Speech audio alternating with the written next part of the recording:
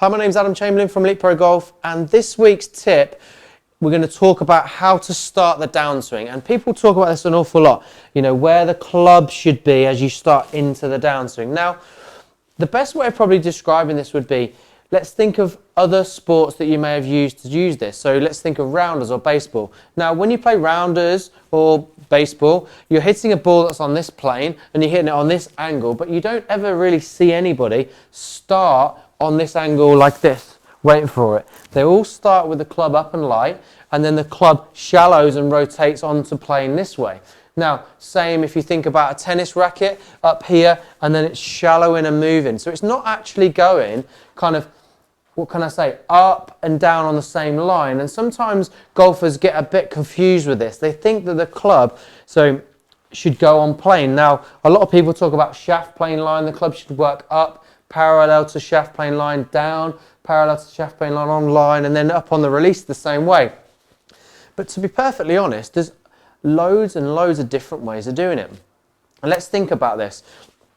So there's plenty of players that have taken the club outside the line like this, shallowed the club onto line. I'm going to show you some players in this video. I'm going to pop these up on a separate column so you can start to see this.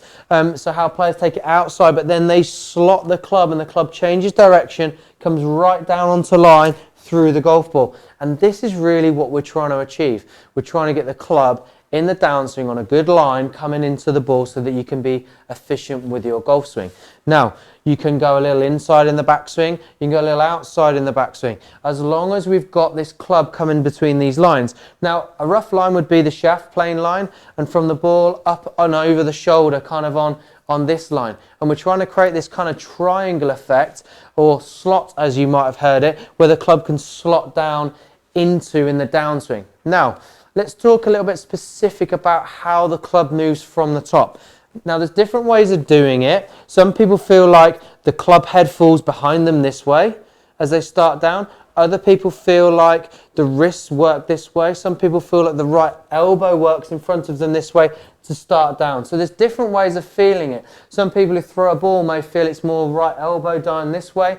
And you'll see also how the elbow, as you do that, works in front of the body. And this also is setting us up for a great release of the club so we can fire it down the line. A lot of these things are very natural and people do them in all of the sports.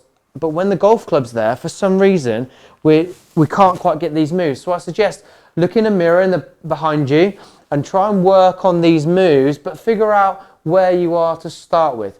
If you're somebody that gets the club really, really high in the backswing, you may be somebody that needs to feel like the club falls a little bit, which will make the shaft fall straight down. But then as it comes down, it will then slot down this way. Okay, then it will shallow later in your swing.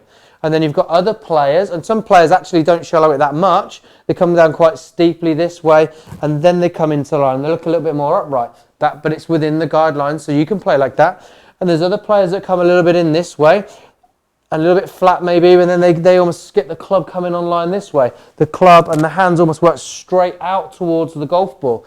It doesn't really matter how you do it, as long as you understand the concepts within your swing. Now, from face on, this is the last piece of the information I really want you to understand. Somebody takes the club a bit higher, may find they move off the ball a little bit more, so they're going to need to let the club fall as their weight shifts back down this way a little bit more. And as it falls down, the upper body tends to stay a bit more behind and you look a bit more this way. Other players that maybe don't move off the ball so much, somebody that maybe turns a little bit more behind them this way, puts the arms a little bit deeper in the backswing. As they start down, the club works more straight out. So as they do that, you'll see here they rotate more and the body stays more centered. It doesn't really shift as much. So different looks. So review your swing, look at what you're doing within your golf swing, and think about how your club is starting as it starts down into the downswing. Is your club too much outside of these lines, too much underneath these lines? Let's get your club in the slot, ready for the season, so that you can play your best golf for 2020.